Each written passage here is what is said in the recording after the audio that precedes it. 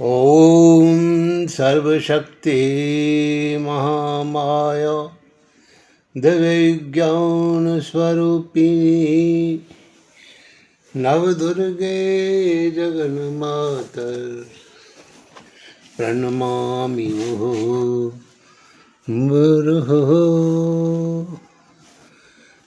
प्रिय भक्तों, आप सबको मेरा नमस्कार है। आज मैं आपको श्रीमद् देवी भागवत महापुराण तीसरे स्कंद के 16वें अध्याय की कथा जो है ये सुनाता हूँ। इस कथा में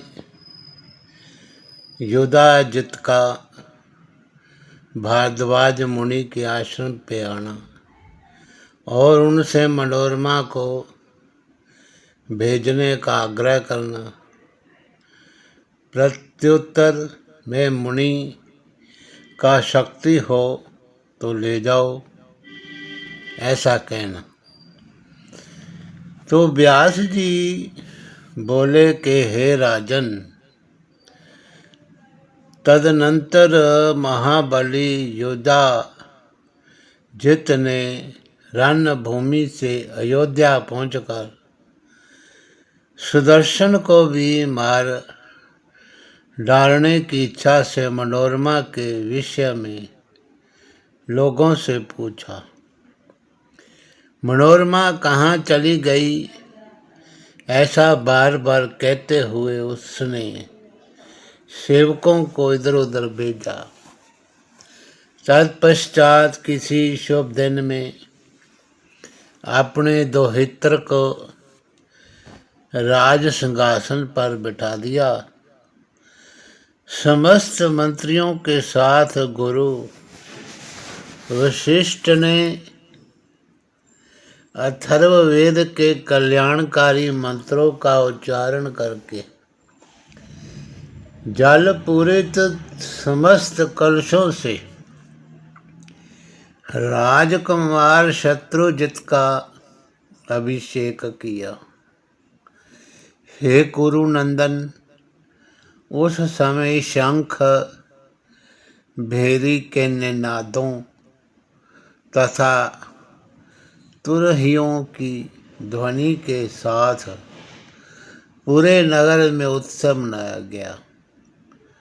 ब्राह्मणों के वेद पाठों, बंदी जनों के स्तुति गान तथा मंगलकारी जय घोष से अयोध्या नगरी प्रफुल्लित सी दिखाई दे रही थी। हृष्ट पुष्ट जनों से भरी पूरी और स्तुतियों तथा वाद्यों की ध्वनि से निनादित वे अयोध्या उस नए नरेश के अभिषिक्त होने पर नवीनपुरी की भांति सुशोभित हो रही थी। उस नगरी में जो कोई भी सज्जन लोग थे, उन्होंने अपने घर में ही रहकर शोक मनाया। वे सुदर्शन के विषय में सोचते हुए कह रहे थे कि वे राजकुमार कहाँ चला गया। महान पतिव्रता वे मनोरमा अपने पुत्र के साथ कहाँ चली गई। राज्य लोभी शत्रु युधाजित ने युद्ध में उसके पिता को मार डाला। ऐसा विचार करते हुए सब में सम्मान बुद्धि रखने वाले वे साधु जन शत्रुजित के अधीन होकर दुखी मन से रहने लगे। इस प्रकार युधाजित भी विधान पूर्वक अपने दोहित्र को राज सिंहासन पर बिठा के तथा राज्यभार मंत्रियों को सौंपकर अपनी नगरी को प्रस्थान कर गया।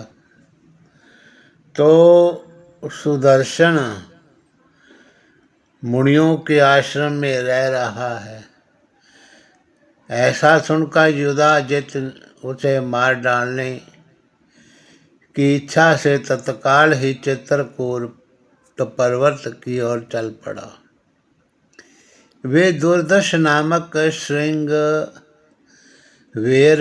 के राजा के यहाँ पहुँचा और उस विशाल सेना संपन्न तथा पराक्रमी निखाद राज को अगुआ बनाकर उसने शीघ्र ही आगे की ओर प्रस्थान किया।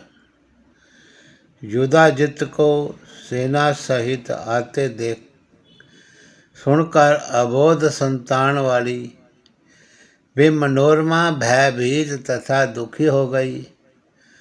अत्यंत शोक संतप्त वे मनोरमा आंखों में आंसू भरकर मुनि भारद्वाज से बोली कि युधाजित जहाँ भी आ पहुँचा, अब मैं क्या करूँ, कहाँ जाऊँ? इसने मेरे पिता का भी वध कर दिया था तथा अपने दहित्र को राजा बना दिया। अब वे विशाल सेना के साथ मेरे पुत्र के वध की कामना से यहाँ आ रहा है। हे स्वामिन, मैंने सुना है कि पूर्व काल में जब मुनियों की पवित्र आश्रम में द्रौपदी के साथ पांडव निवास कर रहे थे, उसी समय एक दिन वे पांचों भाई आखेट के लिए चले गए और द्रौपदी वहीं पर मुनियों की उस पावन आश्रम में रह गई।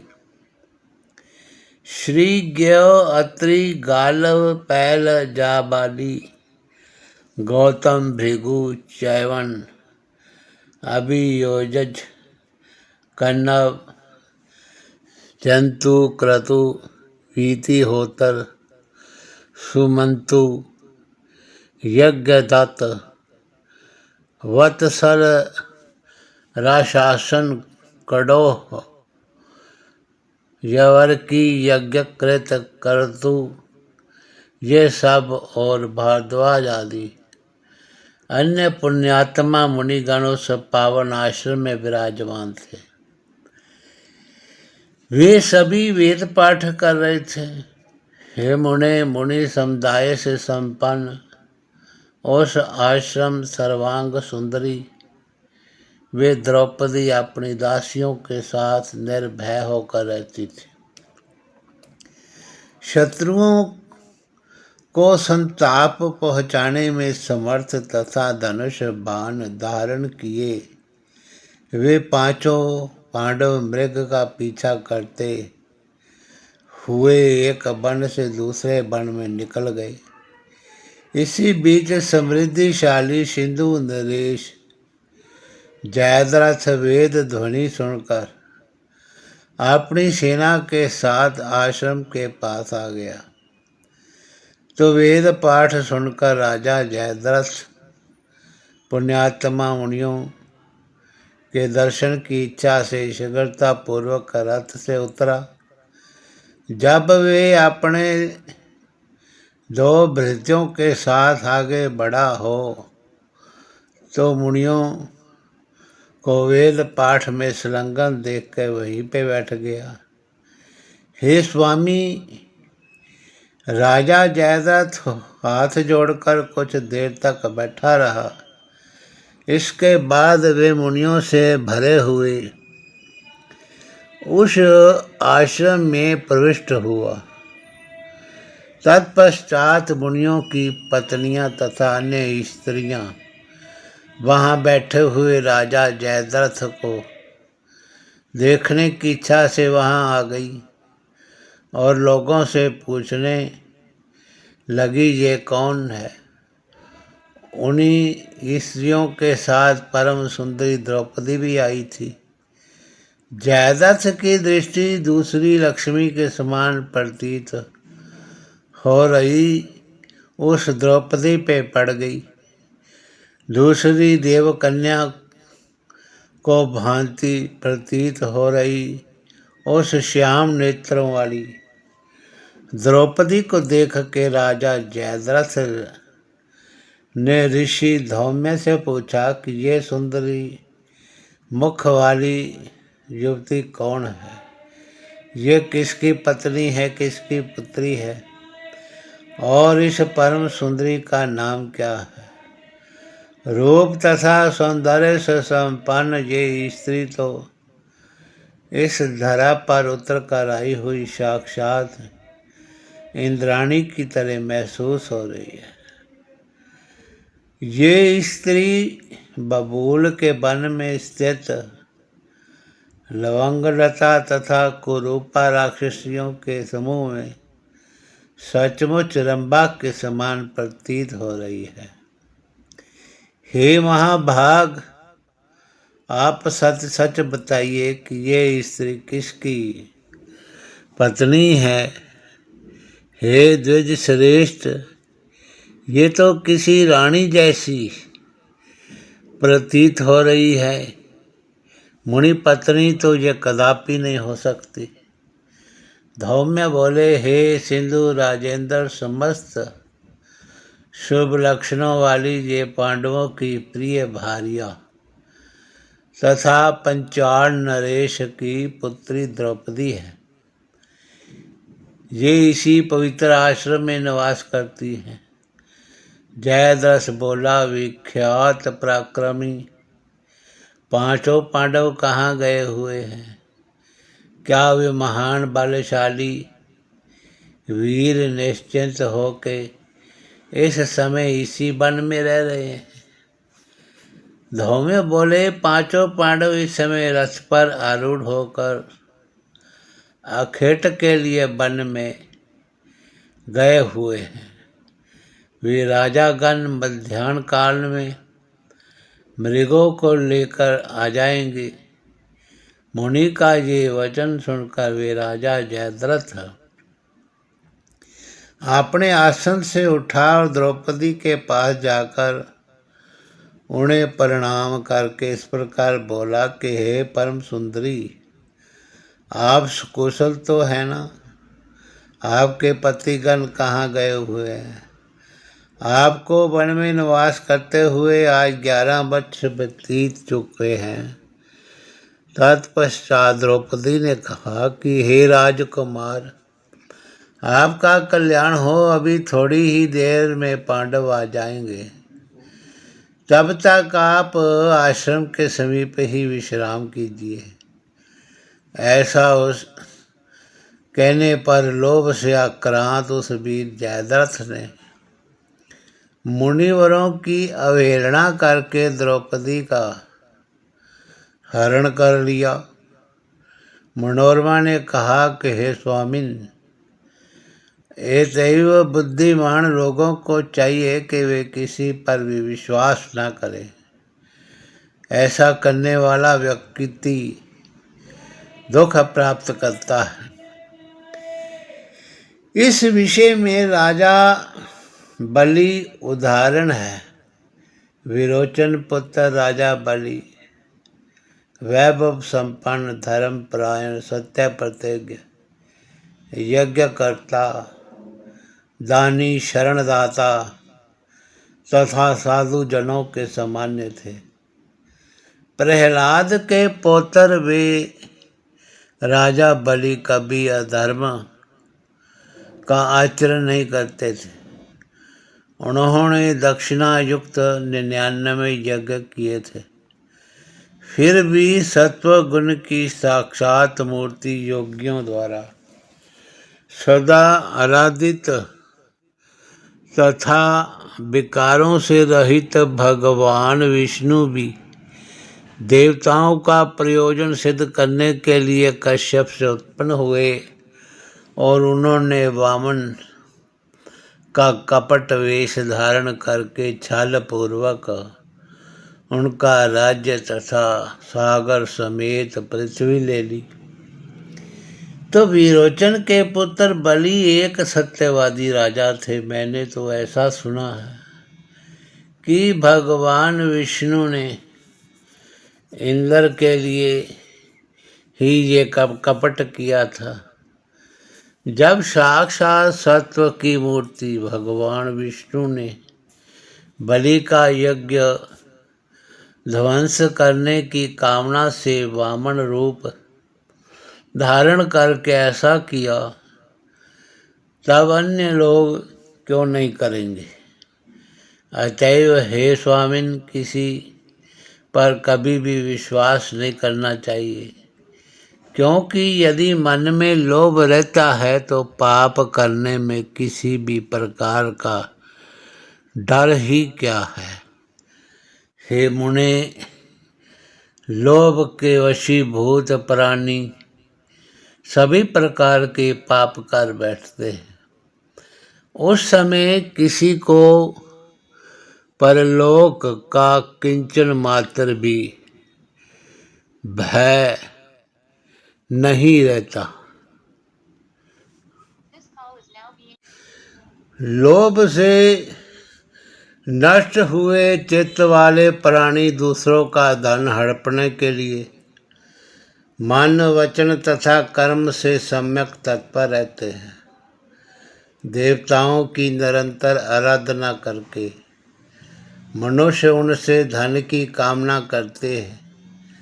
ये निश्चित है कि वे देवता अपने हाथों से धन उठाकर उन्हें देने में पूरी तरह से समर्थ नहीं है, किंतु व्यवसाय, दान, चोरी अथवा बलपूर्वक लूट आदि किसी भी माध्यम से मनुष्य का अभिलषित धन उन देवताओं के द्वारा दूसरे के पास से लाकर के उन्हें दे दिया जाता है।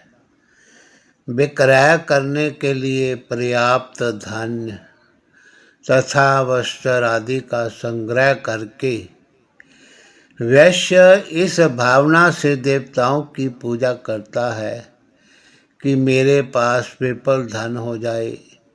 हे परम तप, क्या इस व्यापार के द्वारा दूसरों का धन ग्रहण करने की उन्हें इच्छा नहीं होती। वस्तु का संग्रह करने के बाद से ही वे भाव महंगा होने की इच्छा करने लगता है। हे ब्राह्मण, इस प्रकार सभी प्राणी दूसरों का धन लेने के लिए निरंतर तत्पर रहते हैं, तो फिर विश्वास कैसा। लोभ तथा मोह से घिरे हुए लोगों का तीर्थ, दान, अध्ययन सब व्यर्थ हो जाता है। उनका किया हुआ वे सारा कर्म ना करने के समान हो जाता है। अतः हे महाभाग, इस युधाजित को घर लुटा दीजिए। हे द्विजोतम, जानकी की भांति मैं अपने पुत्र के साथ यही निवास करूंगी। मनोरमा के ऐसा कहने पर तेजस्वी भारद्वाज मुनि राजा युधाजित के पास जाकर उनसे बोले, हे राजन, हे नृपश्रेष्ठ, अपने इच्छानुसार आप अपने नगर को चले जाएं। छोटे बालक वाली ये मनोरमा बड़ी दुखी है, वे नहीं आ रही है। युधाजित बोला, हे सौम्या, मुने आप हठ छोड़ दीजिए और मनोरमा को विदा कीजिए। इसे छोड़कर मैं नहीं जाऊंगा। यदि आप नहीं मानेंगे तो मैं इसे भी बलपूर्वक ले जाऊंगा।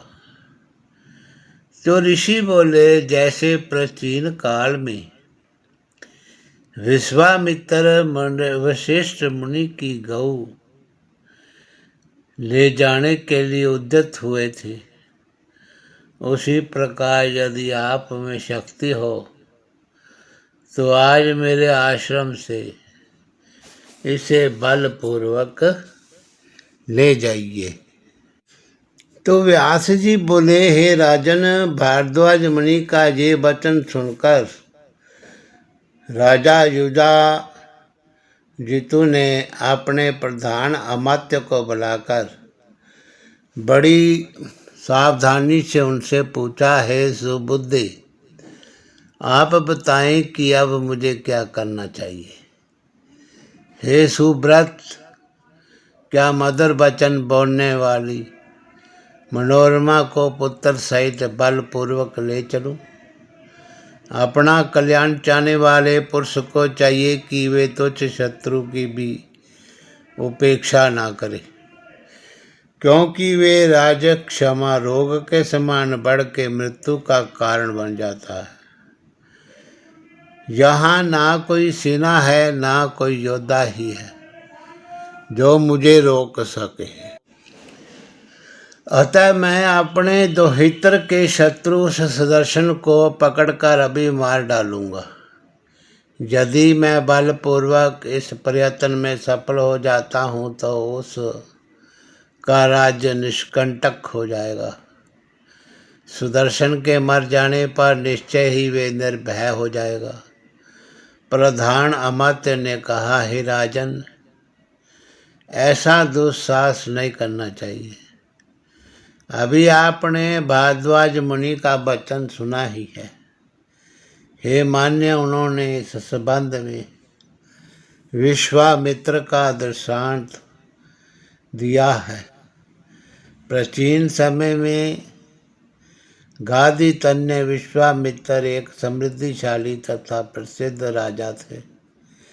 एक बार वे महाराज घूमते हुए महर्षि वशिष्ठ जी के आश्रम में जा पहुंचे तो प्रतापी राजाओं में श्रेष्ठ भी महाराज विश्वामित्र उन्हें प्रणाम करके मुनि द्वारा प्रदत्त आसन पर बैठ गए। उसके बाद महात्मा वशिष्ठ जी ने उन्हें भोजन के लिए प्रार्थना की। तब वे महायशस्वी गादी पुत्र विश्वामित्र अपने सैनिकों सहित उपस्थित हो गए। उस समय भक्ष्य तथा भोज्य आदि जो भी आवश्यक हुआ वे सब उनकी नंदनी गौ ने उपस्थित कर दिया। सेना समेत राजा विश्वामित्र मनोवांछित भोजन करके इससे नंदनी गौ का प्रभाव समझकर वे राजा उस मुनि श्रेष्ठ वशिष्ठ जी से नंदनी गौ मांगने लगे। विश्वामित्र बोले कि हे मुनि, मैं आपको पर्याप्त दूध देने वाली हजारों गौएं दे दूंगा। आप मुझे ये अपनी नंदनी गौ दे दीजिए। हे परम तप, मैं यही प्रार्थना कर रहा हूँ। तो वशिष्ठ बोले कि हे राजन, ये गौ होम के लिए भविष्य प्रदान करती है, अतः मैं इसे किसी प्रकार नहीं दे सकता। आपकी 1000 गौएं आपके ही पास रहें। तो विश्वामित्र बोले कि हे साधो, मैं आपकी इच्छा अनुसार 10,000 अथवा 1,00,000 गौएं दे रहा हूँ। आप नंदनी मुझे दीजिए, नहीं तो मैं इसे बलपूर्वक ग्रहण कर लूँगा। तो वशिष्ठ बोले, हे नृपते, जैसी आपकी रुचि हो, आप इसे बलपूर्वक अभी ले लीजिए। किंतु हे राजन, मैं तो इस नंदनी को स्वेच्छा से अपने आश्रम से आपको नहीं दूंगा। ये सुनकर के राजा विश्वामित्र ने अपने महाबली अनुचरों को आदेश दिया कि तुम लोग इस नंदनी गौ को ले चलो। तब बल के अभिमान में चूर उन अनुचरों ने आक्रमण करके उस धेनु को बलपूर्वक बांध लिया।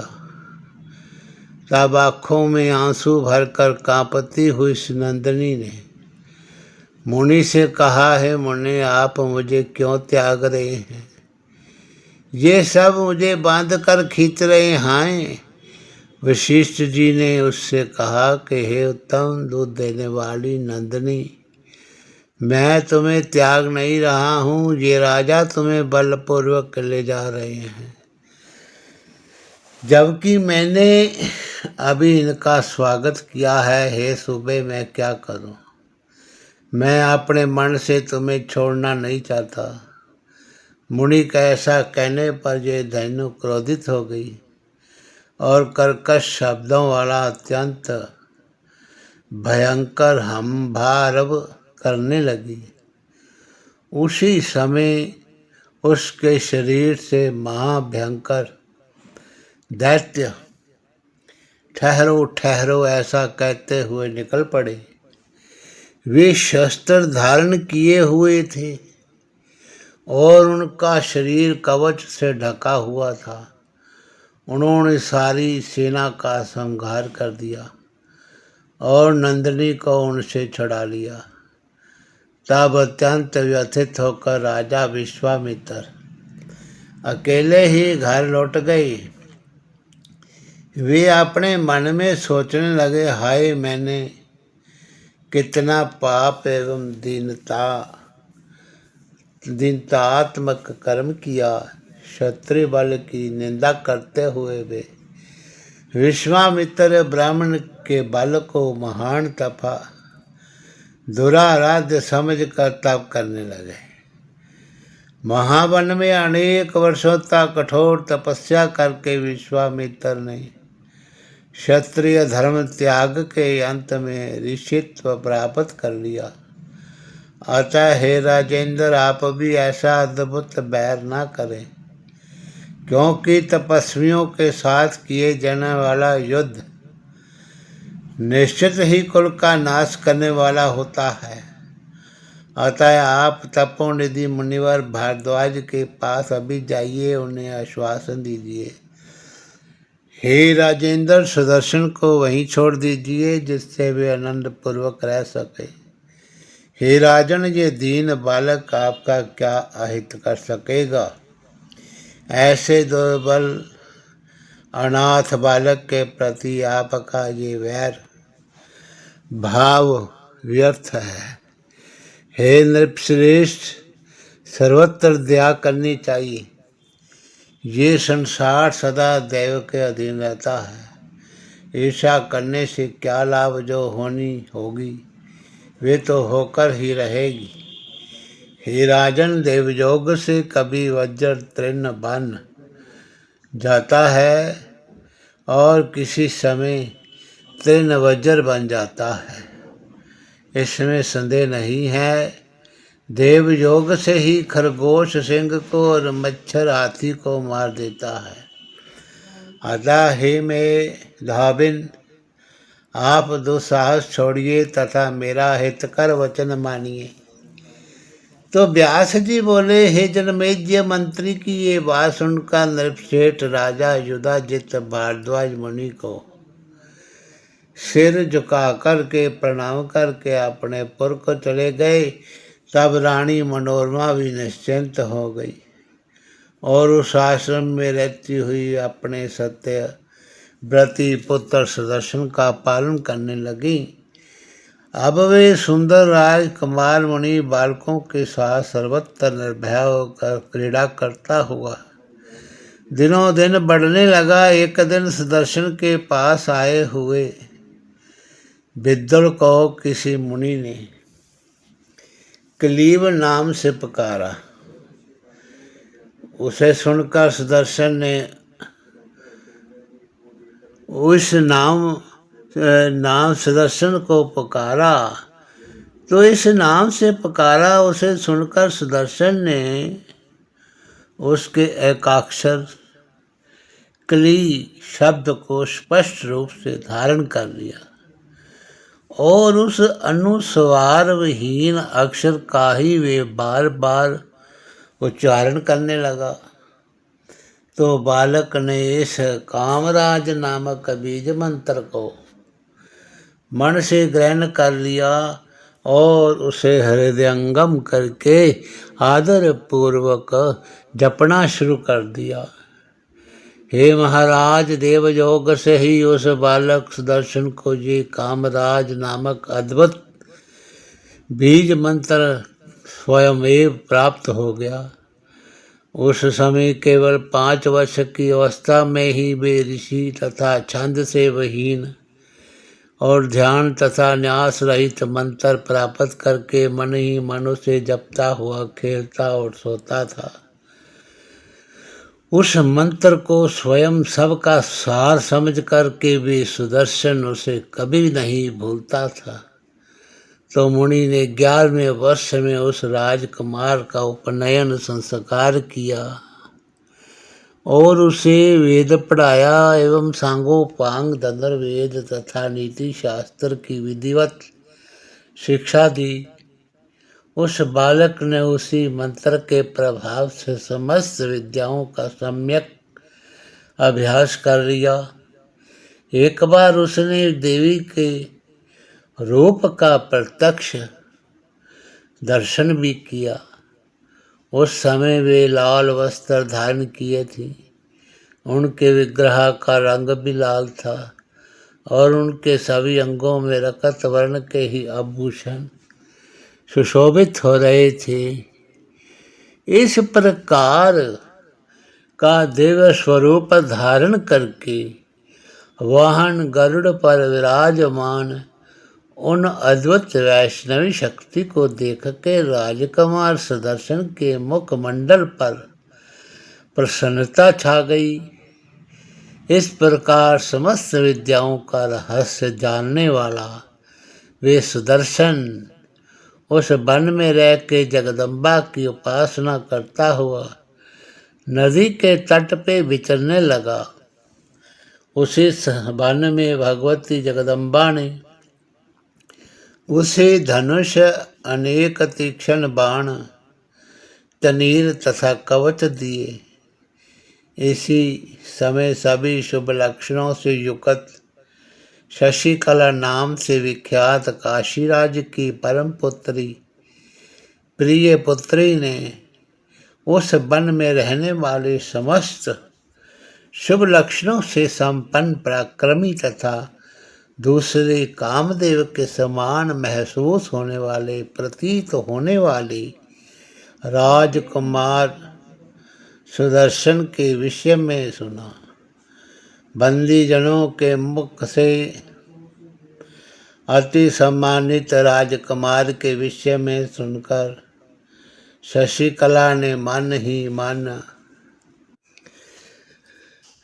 ही मन बुद्धि पूर्वक उसे पति रूप में वर्ण करने का निश्चय कर लिया।